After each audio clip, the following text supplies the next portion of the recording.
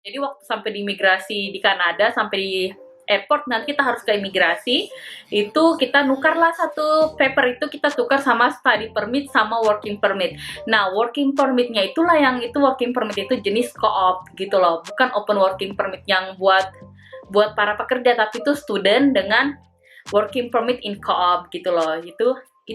Jadi itu perbedaannya guys. Hai guys, welcome back to my YouTube channel sama aku Elvi. Buat kalian yang baru di channel aku, welcome.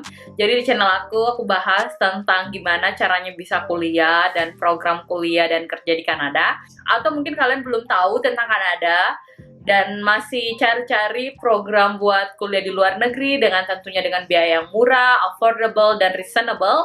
Teman-teman bisa cek video aku sebelumnya, aku banyak banget. Semoga channel ini bisa bermanfaat buat semua teman-teman yang lagi mencari informasi atau mungkin yang bahkan belum tahu sama sekali tentang kuliah dan kerja di luar negeri, khususnya di Kanada. Terima kasih buat kalian sudah support channel aku dan jangan lupa like, comment, and subscribe. Oke, jadi di video ini aku bakal menjawab beberapa topik pertanyaan yang banyak banget masuk nge-DM aku atau melalui komen di YouTube aku dan bahkan di Instagram dan Facebook aku. Jadi aku udah pilih topik pertanyaan yang bakal aku bahas di sini. Oke guys, pertama pertanyaannya seperti ini. Co-op and diploma itu apa ada perbedaan buat mendapatkan working permit dan PR? Co-op itu apa bisa kuliah bawa keluarga? Oke, yang pertama, jadi diploma, sertifikat itu adalah level dari pendidikan. Kalau sertifikat itu dia jangkanya 1 tahun, kalau diploma itu 2 tahun, kalau bachelor itu sama master itu degree-nya. Jadi kalau bachelor itu dia 4 tahun, nanti dapat degree. Kayak kalau di Indonesia dapat title ya di belakang nama kita. Banyak banget memang student internasional ataupun juga student lokal di Kanada itu mereka yang baru tamat SMA tuh nggak langsung masuk ke nggak langsung masuk bachelor. Jadi banyak kayak mereka ngambil level diploma dulu. Kalau di luar negeri itu ada namanya jalur pathway. Jadi kalau pathway itu teman-teman dari diploma itu pathway ke bachelor, jadi untuk ngambil degree-nya. Sedangkan co-op yang selalu aku bahas di beberapa video aku sebelumnya, co-op itu adalah nama programnya atau nama jurusannya, nama majornya, atau kalau di co-op itu singkatan dari cooperative education. Jadi seperti ini guys. Jadi misalkan seperti aku ngambilnya itu Business Management Co-op Diploma. Nah, co-op ini adalah program work experience. Jadi kalau di Indo kita sebutnya itu magang, internship. Oke. Jadi aku belajar business management, program co-op. Jadi programnya itu aku bakal dapat program magang karena itu ada co-opnya. Nah, jadi beberapa program di sekolah private itu mereka menawarkan untuk international student dengan program tersebut karena di program co-op ini teman-teman gak hanya belajar secara akademik di sekolah, tapi juga teman-teman bakal punya kesempatan untuk mendapatkan working experience. Jadi kalau misalkan kalian ngambilnya bisnis, jadi kalian nanti bakal magang, co-op, internship, itu harus sesuai dengan jalur, sesuai dengan bidang studi yang teman-teman ambil. Mengerti kan ya? Jadi co-op itu seperti seperti magang, cooperative education. Jadi itu part of your study. Co-op itu part of your study guys, oke? Levelnya diploma. Diploma itu kalau di private school ada yang 1 tahun sama ada yang 2 tahun. Kalau dia programnya 1 tahun, itu tergantung sekolahnya lagi. Ada yang dia bagi 2, yaitu belajar 6 bulan, kemudian dia co-op, masa magang itu selama 6 bulan. Kemudian bisa mendapatkan working permit dan PR. Nah, kalau teman-teman ngambil jurusan co-op, itu nanti pada saat apply visa, nanti tuh ditanya, kamu butuh working permit apa enggak? Terus jawabnya, ya butuh, nanti dikasih jenis working permitnya apa, sudah ditulis memang jenis working permit co-op. Jadi memang co-op ini adalah bukan cuma program dari sekolah yang ada di Kanada atau college, tapi adalah salah satu program dari program pemerintah juga. Jadi memang semua international student yang kerja itu kebanyakan menggunakan working permit, jenisnya working permit in co-op ya, karena itu bagian part of sekolah mereka atau bagian dari studi mereka gitu. Tapi memang tapi kalau teman-teman sekolahnya di private college itu nggak bakal eligible. Private college itu banyak yang nggak eligible apply program postgraduate working permit setelah lulus, untuk open working permit setelah lulus. Jadi itu dia perbedaannya. Tapi kalau teman-teman sekolah full time di public school itu ada yang dia ada masa co-opnya, ada yang enggak ya. Kalau dia cuma setahun di public school itu possibly kalian nggak ada co-opnya kalau setahun ya. Tapi kalau dia level diploma biasa possibly ada co-opnya, itu tergantung dari sekolahnya lagi. Itu kalau public. Tapi kalau private school mostly kebanyakan mereka menawarkan program co-op ke international student. Jadi waktu kita study kita udah dapat working permit, tapi setelah kita lulus kita nggak bisa apply buat open working permit di Kanada. Understand guys?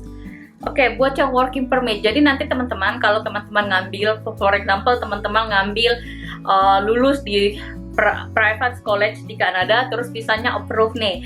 Nanti teman-teman itu bakal visanya approve, nanti bakal dapat paspornya itu distempel sama visa Kanada seperti ini. Kemudian teman-teman bakal dapat satu paper, itu nanti satu paper itu dikirim ke email kita. Itu buat kita nukar. Jadi waktu sampai di imigrasi di Kanada, sampai di airport nanti kita harus ke imigrasi, itu kita nukarlah satu paper itu kita tukar sama study permit sama working permit. Nah working permitnya itulah yang itu working permit itu jenis co-op gitu loh, bukan open working permit yang buat para pekerja, tapi itu student dengan working permit in co-op gitu loh. Jadi itu perbedaannya guys ya. Jadi teman itu student co-op, nanti pas sampai di imigrasi di bandara itu bakal dapat study permit plus working permit. Tapi kalau jenis programnya kalian itu bukannya co-op, kalian cuma dapat study permit aja. Itu dia perbedaannya ya. Kemudian yang kedua pertanyaannya, co-op itu apa bisa kuliah bawa keluarga? Nah ini banyak banget gini, kalau teman-teman sekolah di private college itu nggak bakal eligible buat bawa keluarga, atau kata lainnya teman-teman tuh nggak bakal eligible buat sponsorin keluarga teman-teman buat kerja atau tinggal di Kanada kalau di private college. Tapi kalau teman-teman itu sekolah di public college, yang mana public college itu dia eligible buat postgraduate working permit. Kalau kalian belum tahu apa itu postgraduate working permit, teman-teman nonton video saya sebelumnya. Kalau sekolah di public college, teman-teman itu yang sudah berkeluarga itu bisa banget buat bawa keluarga di Kanada. For example, sudah nikah, punya anak, itu bisa mensponsori suami datang ke Kanada, dan anaknya selama di bawah 17 tahun itu bisa buat sekolah gratis di Kanada. Jadi sekolahnya tuh kayak misalkan SD, SMP, atau SMA, itu gratis di Kanada guys ya. Seperti itu, oke? Jadi kalau teman-teman ngambil co-op di private college itu nggak bisa buat sponsorin keluarga. Tapi kalau teman-teman sekolah di public college atau university di Kanada itu bisa buat sponsorin keluarga teman-teman. Kemudian, belum lagi nih, apakah bisa mendapatkan PR? Nah, PR itu jalurnya panjang guys ya. Aku pun belum PR ya di Kanada. Aku masih student di Kanada. Jadi PR itu jalurnya panjang. Selain dari jalur study, mereka ngelihat juga working experience kita. Kemudian mereka lihat juga level bahasa Inggris kita. Tapi kalau teman-teman sekolah di sekolah yang mereka mempunyai DLI, jadi hampir semua sekolah private dan ataupun sekolah publik mereka sama-sama punya DLI. Tapi tidak semua college yang memiliki DLI itu eligible untuk apply postgraduate working permit. Nah, sekolah yang memiliki DLI plus eligible buat postgraduate working permit itu bisa membantu atau menunjang poin teman-teman untuk apply PR di Kanada. Understand kan ya? Seperti itu. Nah, aku belum melewati proses PR ini, jadi makanya aku belum ke sana deh, belum ke sana arah pembahasannya. Aku memang di Kanada mereka lagi open buat program immigration, tapi kalau untuk dapat PR itu bukan secara instan. Aku udah sekolah di Kanada setahun, setelah itu bisa apply PR.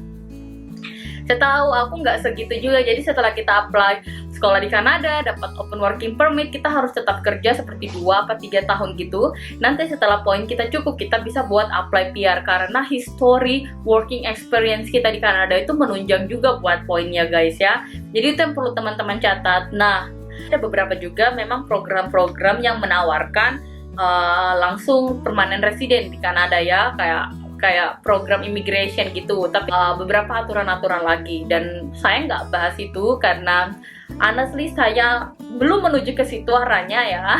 Saya belum menuju ke situ, saya masih student, jadi saya tahu seputar student dan seputar sekolah. Silakan teman-teman bertanya yang udah ahlinya dan yang udah PR, jalur study ataupun jalur kerja di Kanada dan udah mendapatkan PR ya. Oke, yang pertanyaan kedua adalah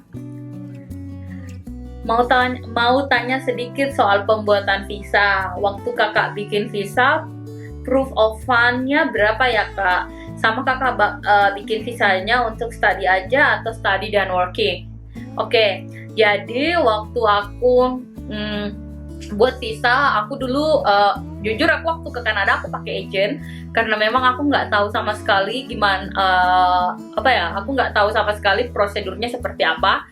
Tapi memang aku percaya segala sesuatu yang terjadi itu mendatangkan kebaikan ya. Jadi agent aku tuh bermasalah, mereka ada masalah internal, dan itu membuat aku pokoknya ada masalah internal guys ya. Jadi makanya kalau kalian yang bertanya aku menggunakan agent ya, tapi aku sangat tidak menyarankan kalian menggunakan jasa agent aku. Jadi sejauh ini aku tahu mereka sudah close, dan mungkin aku bakal cerita, nanti aku pengen buat sendiri video tentang pengalaman aku menggunakan jasa agent ini. Tapi intinya proof of fundingnya yang diminta sama agent aku itu dulu sekitar 300 sampai 350 juta ya. Dan itu informasi buat teman-teman, itu nggak seharus uang kita menggunakan nama kita, itu bisa uang keluarga kita yang termasuk itu orang tua sama ayah, atau kalau nggak paman sama om sama tante juga bisa, atau nenek sama kakek juga bisa. Tapi teman-teman harus bikin surat pernyataan kenapa kalian disponsori sama keluarga tersebut, oke? Jadi aku udah bilang ya, karena aku programnya co-op, jadi waktu pas sampai di Kanada aku tuh udah dapat 2 study plus working permit. Jenis working permitnya itu yang co-op, oke? Kemudian nomor 3 nih, kakak bilang kok private college nggak dapat privilege untuk apply working permit nih. Misalnya program co-op kita udah mau selesai, tapi kita tetap mau kerja di Kanada, nggak harus di tempat co-op, itu bisa nggak? Oke, ini banyak banget sih yang kayak gambling banget emang, karena kepikirannya gini, oh aku ke Kanada, sekolah setahun di private college, memang harganya murah, masuknya juga lumayan nggak terlalu dipersulit, karena ada tes bahasa Inggrisnya langsung dari college-nya, jadi nggak butuh IELTS sama TOEFL sertifikat seperti itu. Tapi setelah lulus itu bakal ngapain? Jadi kayak aku bilang, start point aku selalu bilang ya, start point setiap orang itu berbeda-beda. Kalau teman-teman posisinya sekarang pertama punya English yang bagus, punya IELTS for example, IELTS kalian cukup lah. Kemudian yang kedua, kalian punya dana, aku memang sangat tidak menyarankan untuk masuk di private college ya. Mungkin posisi teman-teman itu seperti saya ya, let's say bahasa Inggris pas-pasan. Kemudian yang kedua, dari segi dana saya itu nggak mau memberatin orang tua dengan membayar biaya sekolah yang terlalu mahal. Kemudian juga